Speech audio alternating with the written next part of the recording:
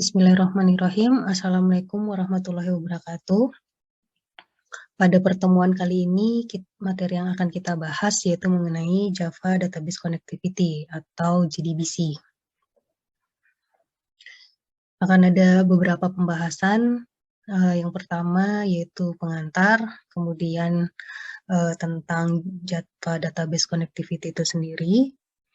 Kemudian kita akan melihat bagaimana cara membangun koneksi antara JDBC dengan menggunakan JDBC dan melakukan data manipulasi.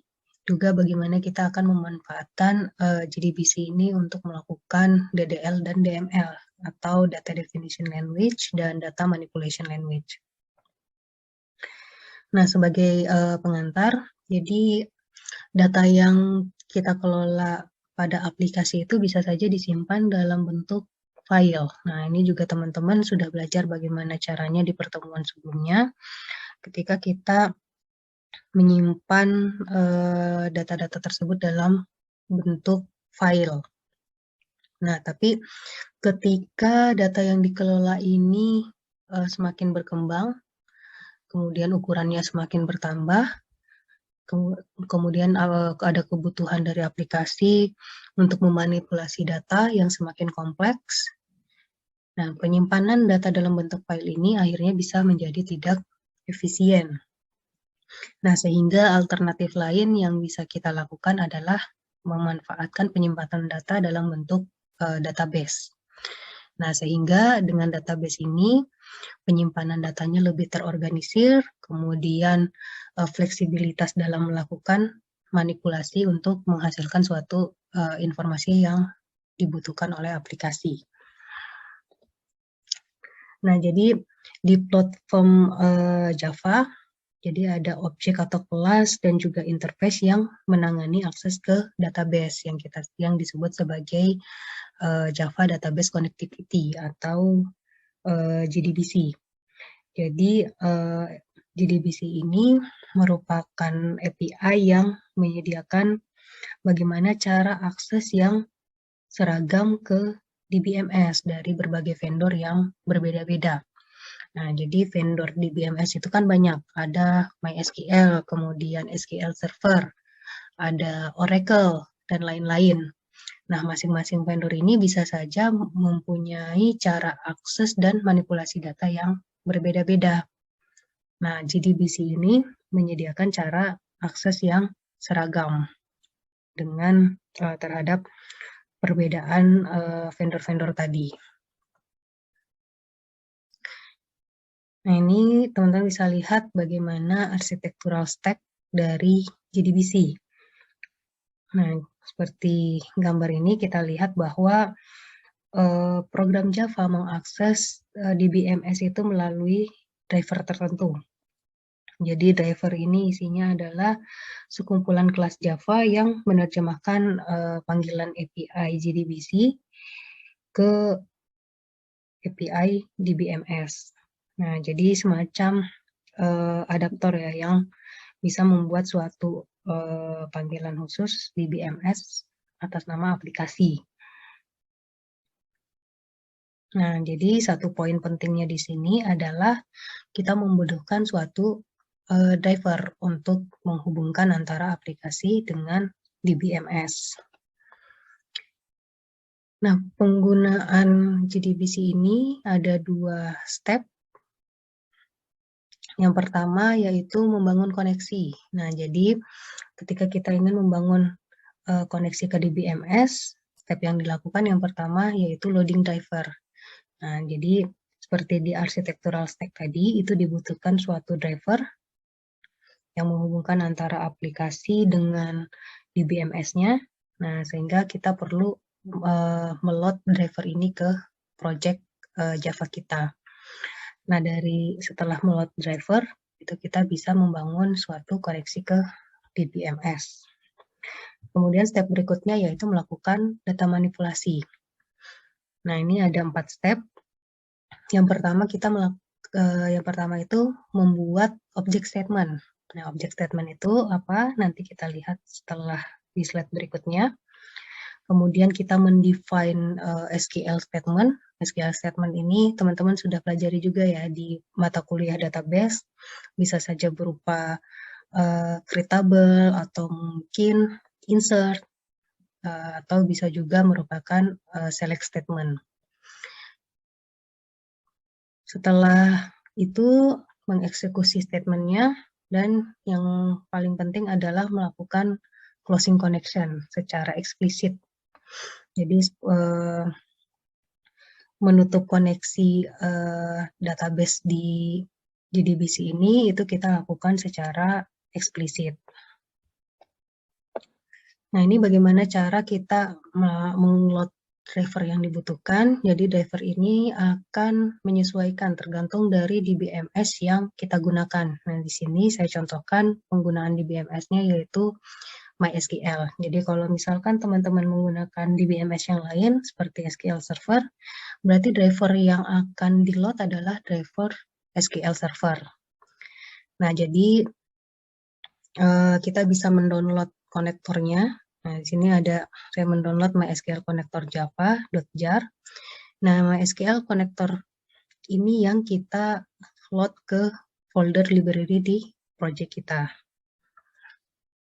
Nanti kita coba lihat bagaimana caranya. Nah, untuk melakukan membangun koneksi ke DBMS-nya, itu ada beberapa yang perlu diperhatikan, yaitu yang pertama URL. Jadi aplikasi Java itu terhubung ke DBMS menggunakan URL ini. Jadi URL ini itu juga akan berbeda untuk satu DBMS dengan DBMS lainnya, tapi sebenarnya ini polanya sudah standar ya, JDBC, kemudian *2 ini DBMS-nya. Jadi kalau di sini MySQL, karena di sini MySQL, nah kalau Oracle dan lain-lain itu akan menyesuaikan.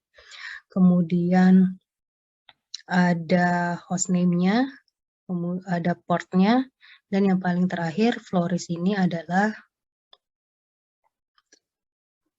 nah Floris ini adalah nama database-nya.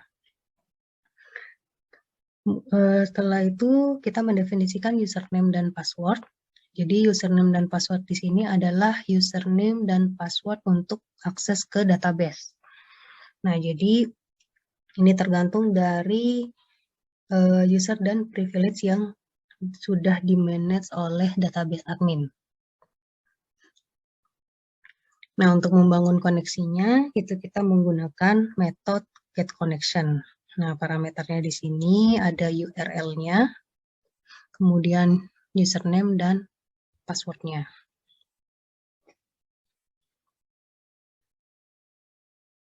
Oke, sebelum lanjut ke statement object, mungkin kita akan melihat contoh bagaimana kita melakukan koneksi ke database, kemudian dan meload drivernya. Oke, nah di sini saya menggunakan MySQL. Kebetulan untuk DBMS-nya sendiri, sini saya menggunakan untuk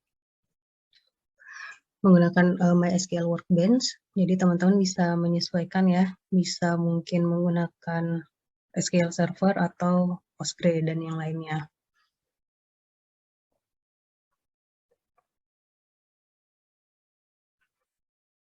Nah, yang pertama meload driver. Jadi untuk meload drivernya di sini ada folder libraries. Nah, kita bisa menambahkan library. Nah, ini sudah ada beberapa library yang tersedia. Jadi ini kebetulan saya sebelumnya sudah membuat menambahkan MySQL driver. Nah, jadi kalau belum ada, kita bisa melakukan create new library, kemudian menambahkan jar filenya. Nah, jar filenya ini yang kita yaitu MySQL connector. Jadi itu yang kita tambahkan ke folder libraries. Nah, kemudian untuk membangun koneksinya, nah di sini ada URL-nya. Ini saya pakai localhost, portnya 3306. PBO di sini adalah nama tabel, kemudian ini username dan password MySQL. Nah, jadi kalau kita lihat di MySQL Workbench-nya, di sini ada satu database yang namanya PBO. Itu yang akan saya gunakan di contoh berikut. Sebelumnya, saya coba komen ini dulu ya. Kita akan coba komen. Oke. Nah, di sini tidak lupa kita menutup koneksinya. Nah, ini saya simpan di finally.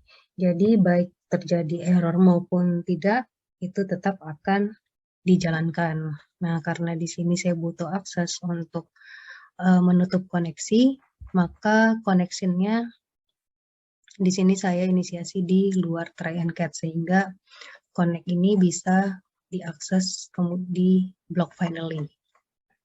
Jadi ini untuk membangun koneksinya, kita coba run. Oke, ini sudah terhubung ke MySQL Server. Oke, kita lanjutkan materinya. Nah, setelah membangun koneksi, kita bisa melakukan data manipulasi. Nah, jadi langkah awal yang dilakukan dalam melakukan manipulasi data yaitu membuat object statement. Jadi, bagaimana membuat object statement ini, itu kita menggunakan perintah statement yang ada di package java.sql. Jadi dengan adanya object statement ini, objek tersebut akan digunakan untuk mengirimkan SQL statement ke database-nya. Nah, ada beberapa tipe statement yang bisa kita gunakan. Yang pertama itu statement. Di statement biasa, itu digunakan untuk mengeksekusi statement SQL yang sederhana tanpa adanya parameter. Nah, kemudian ada prepare statement. Ini kita untuk mengeksekusi SQL statement dengan melibatkan beberapa parameter. Jadi kalau statement tadi tanpa parameter, sementara prepared statement ini itu dengan menggunakan parameter-parameter. Kemudian yang terakhir ada callable statement. Nah, ini digunakan untuk mengeksekusi stored prosedur di database.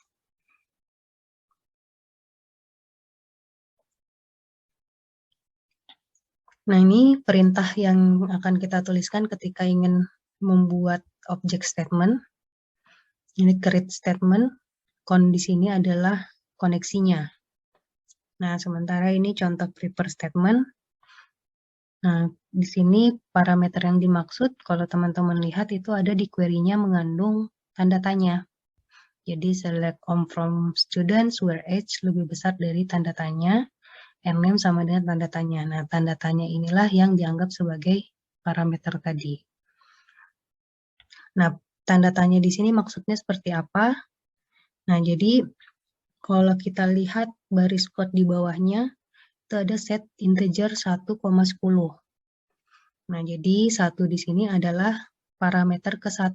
Nah, berarti tanda tanya yang pertama, yaitu yang bersesuaian dengan age. Nah, 10 ini adalah nilai dari parameternya.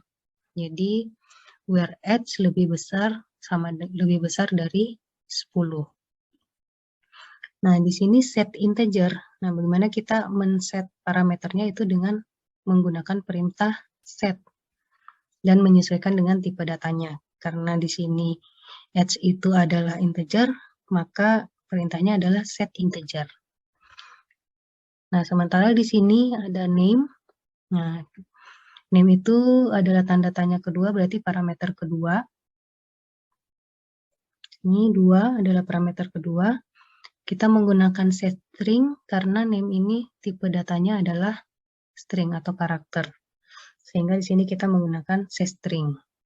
Jadi kemudian chaf ini adalah nilai dari parameternya. Jadi kalau baris code-nya seperti ini, itu maknanya adalah kita akan melakukan select pada tabel student di mana age-nya akan lebih besar dari 10 dan name-nya sama dengan Chavi. Nah, jadi seperti itu ya.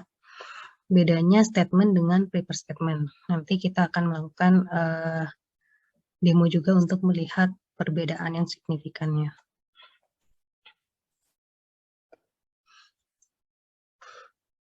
Nah, kemudian untuk mengeksekusi SQL statement, tadi ada beberapa opsi. Nah, ini ya. Nah, jadi akan ada beberapa opsi untuk melakukan mengeksekusi statement SQL ini. Yang pertama adalah execute query. Jadi kita akan menggunakan execute query ini untuk memperoleh apa yang disebut sebagai result set. Jadi result set itu berisi record-record hasil dari query-nya. Nah, biasanya digunakan pada select statement untuk execute query. Jadi return value-nya adalah objek result set. Jadi kita akan mendapatkan sekumpulan record balikan dari hasil query kita yang disebut sebagai objek result set. Kemudian ada execute update. Nah, execute update ini biasanya digunakan untuk modifikasi database. Nah, kalau kita align-kan dengan SQL statement-nya, itu biasanya yang menggunakan execute update ini seperti perintah insert, update, kemudian delete, ada create table dan drop table.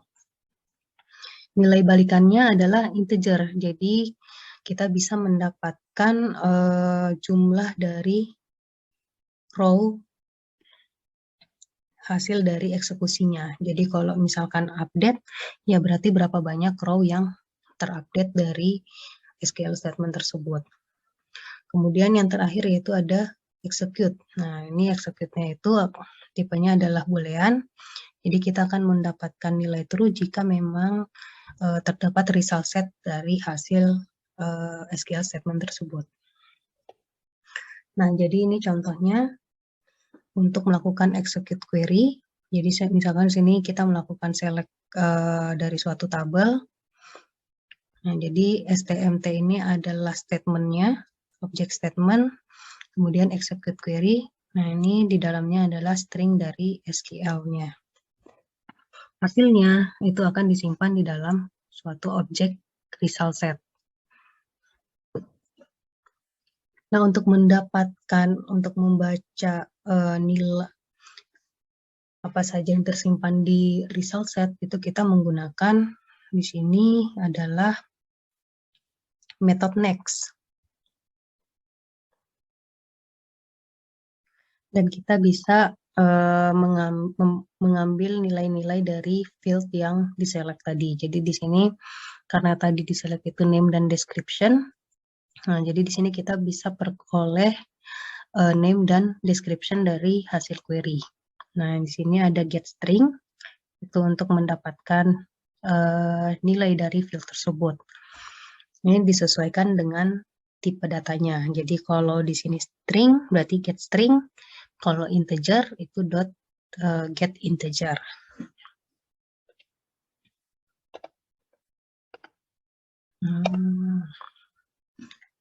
Nah, ini contoh bagaimana kita melakukan data definition language atau DDL. Di sini saya contohkan menggunakan untuk melakukan create table.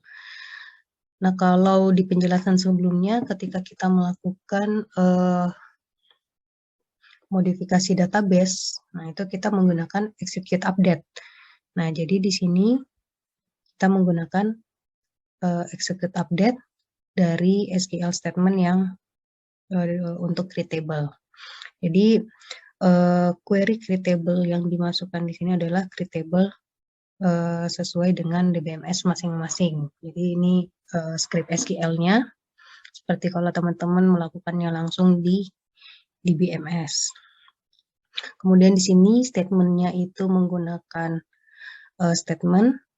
Nah, karena memang tidak membutuhkan suatu parameter. Nah, makanya di sini menggunakan statement biasa. Nah, ini di langkah awal itu adalah membangun koneksinya, yaitu kalau kita lihat berarti menggunakan database Floris, kemudian ini username dan passwordnya. Nah, sama halnya dengan menggunakan perintah-perintah modifikasi database yang lain selain create. Ada drop table, itu juga menggunakan execute update, kemudian insert juga menggunakan execute update, ini sama untuk melakukan DML, kemudian delete, di sini delete juga execute update. Nah, yang berbeda adalah ketika kita melakukan retrieve dari record-recordnya, itu kita menggunakan execute query.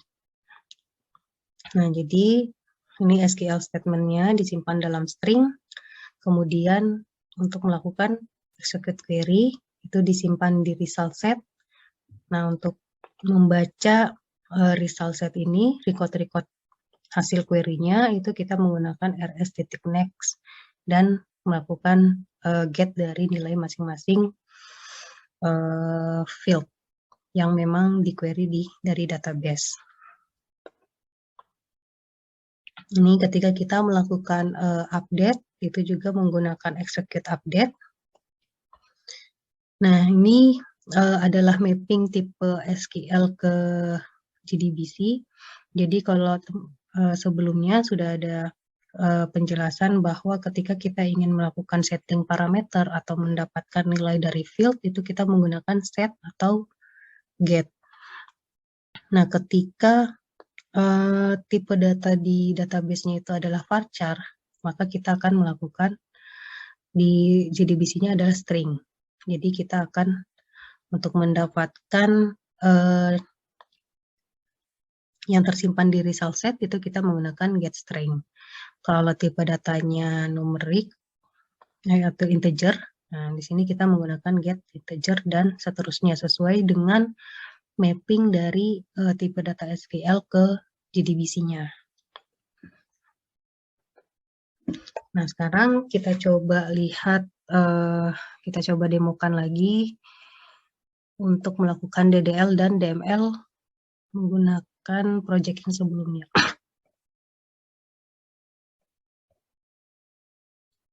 Oke.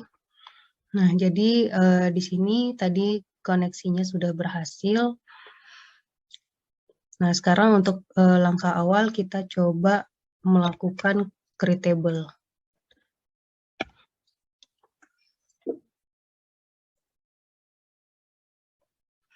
Nah, di sini kalau teman-teman lihat table dari PBO itu belum ada. Nah, jadi kita coba melakukan create table dari sisi aplikasi. Nah, jadi untuk melakukan create itu objek statement-nya menggunakan statement karena tidak mengandung parameter. Kemudian di sini SQL statement-nya saya simpan dalam string. Jadi dalam create-nya itu sudah ada tipe datanya, strukturnya. Kalau misalkan teman-teman mau mendefine dengan primary key dan segala macam, itu juga bisa. Ini saya yang standar saja. Kemudian untuk create table itu kita menggunakan execute update. Execute update dari SQL statement-nya. Nah, jadi kita coba run. Oke, tabelnya sudah berhasil tercreate. Kita lihat di DBMS-nya. Nah, di sini sudah ada tabel person.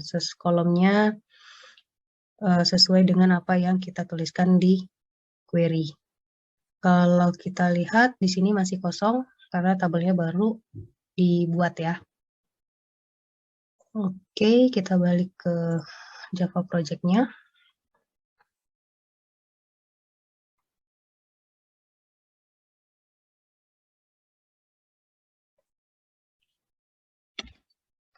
Ini saya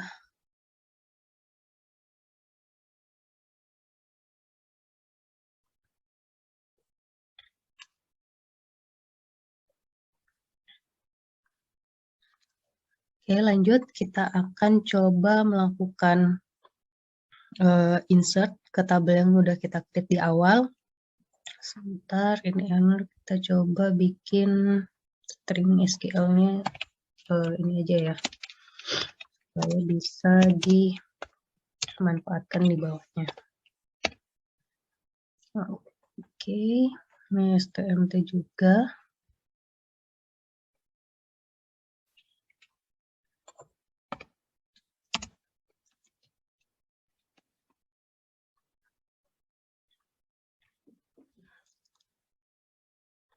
Kita coba running untuk sampai sini ya.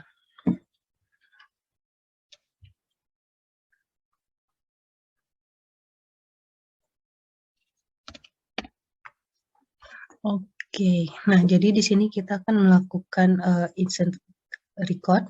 Jadi yang pertama saya akan tunjukkan bagaimana kita menggunakan statement, yaitu yang tanpa parameter.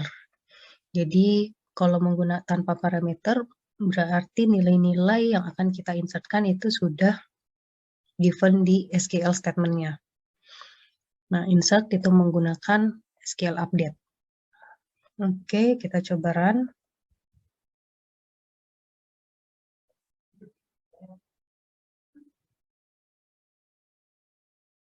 Sebentar, ini ada error ya.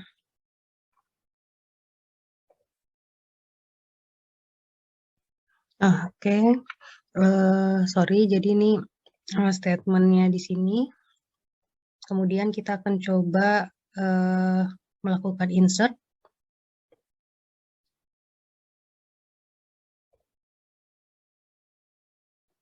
Kita coba run.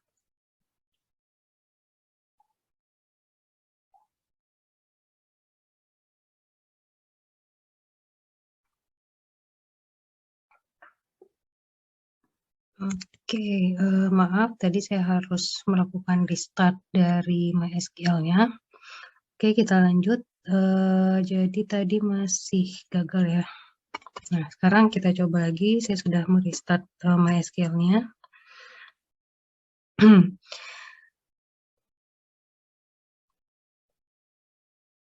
Nah, oke.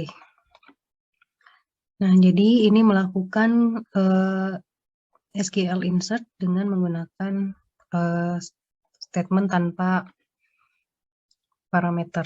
Nah, kalau kita lihat di MySQL-nya, ini kita perlu refresh dulu. Nah, di sini sudah ada tabel person yang sebelumnya belum ada. Nah, di sini sudah terinsert satu row. Oke, nah kita coba lanjut ke contoh insert yang lainnya menggunakan prepare statement. Jadi bisa kita menggunakan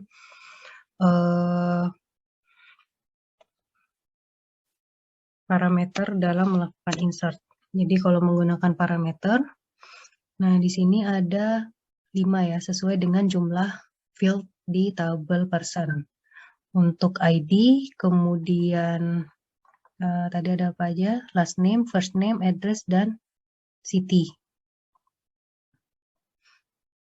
Nah, jadi ketika menggunakan prepare statement, nah itu kita perlu melakukan set terhadap setiap parameter yang di-define. Jadi yang pertama di sini itu karena tipe datanya adalah integer, maka kita melakukan set integer. Ini nilai yang akan saya insert yaitu 2 untuk ID-nya. Kemudian untuk field lain di sini kita lihat tipenya varchar. Nah, kalau mengingat mapping di materi slide tadi, ketika tipe datanya varchar, itu di JDBC type-nya adalah string. Nah, sehingga di sini kita melakukan set string. Nah, ini nilai-nilainya dari setiap parameter kedua, ketiga, sampai ke 5.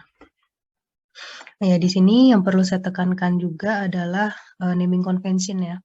Jadi kalau misalkan di Java itu biasanya kita ketika penamaannya terdiri lebih dari satu suku kata, nah suku kata kedua itu akan diawali dengan huruf besar. Kalau di database itu menggunakan underscore seperti ini. Jadi untuk ini adalah naming convention di database. Nah, kemudian ini kita set untuk nilai setiap parameter untuk melakukan insert-nya. Kita menggunakan execute update. Ini kita coba run. Oke, kita cek lagi di database-nya.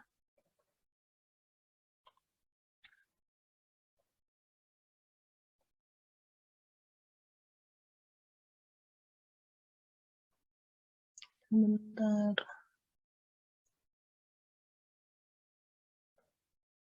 Kita coba refresh ulang. Nah, oke.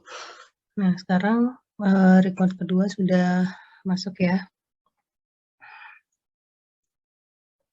Nah, jadi itu tadi contoh bagaimana kita melakukan insert ketika menggunakan prepare statement. Terus selanjutnya kita coba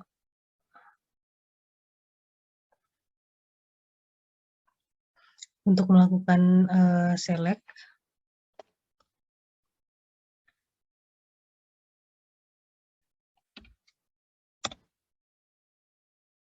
Nah, jadi seperti yang dijelaskan sebelumnya, jadi kalau kita menggunakan select statement, berarti kita menggunakan execute query. Dan hasil dari query tersebut akan disimpan di result set. Nah, kemudian untuk di yang dalam while ini, while rx.next, jadi selama recordnya itu masih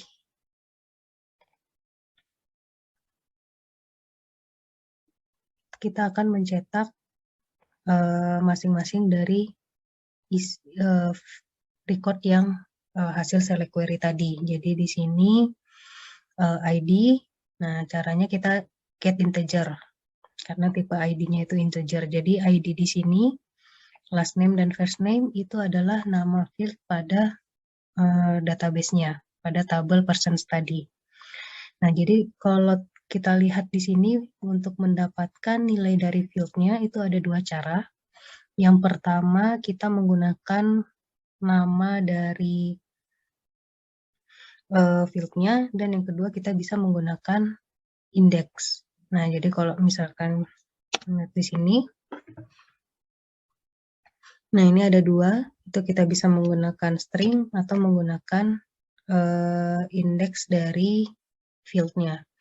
Nah, di sini misalkan address itu indeksnya adalah 4, jadi indeksnya itu dimulai dari 1 adalah ID, kemudian yang kedua adalah last name, dan seterusnya. Nah, jadi di sini saya coba demokan ketika kita menggunakan nama field-nya, kemudian ini untuk mendapatkannya dari nama indeksnya. Oke, kita coba run. Jadi tadi kita sudah melakukan insert dua record, ID 1 dan ID 2. Nah, oke, jadi di sini ID 1, di sini ada ID 2. Nah, jadi itu bagaimana kita melakukan select statement tanpa menggunakan parameter. Nah, jadi sama seperti ketika kita melakukan insert tadi, itu bisa melakukan statement tanpa menggunakan parameter, kita juga bisa melakukan prepare statement dengan melakukan dengan memanfaatkan parameter. Nah, untuk melakukan select itu kita juga bisa melakukan hal yang sama tanpa parameter dan dengan parameter. Jadi kalau dengan parameter itu contohnya ketika kita ingin melakukan filtering dalam select statement.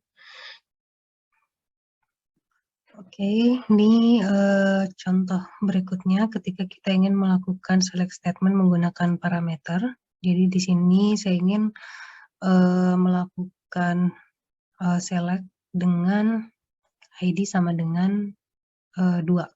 Jadi sama seperti contoh insert tadi menggunakan prepare statement ketika kita membutuhkan parameter. Kemudian dari parameternya itu di set. Di sini ingin memfilter ID sama dengan 2. Kemudian karena kita melakukan select statement itu sehingga kita menggunakan execute query. Nah, kemudian di sini sama seperti yang contoh sebelumnya. Jadi kalau kita coba run, nah ini yang tadi belum. Nah, jadi ini 2 record pertama itu adalah hasil dari select all. Kemudian yang terakhir ketika kita melakukan filter yaitu select dari ID sama dengan 2. Oke, jadi itu saja materi terkait database hari ini. Dari contoh yang sudah diberikan, silakan teman-teman melanjutkan proyek dari yang mengenai GUI di modul praktek yang teman-teman sudah lakukan di pertemuan sebelumnya. Silakan membuatnya menjadi data yang di-input itu tersimpan di database. Kemudian ketika load tabel di awal, itu sudah menampilkan semua data yang ada di database-nya. Terima kasih. Assalamualaikum warahmatullahi wabarakatuh.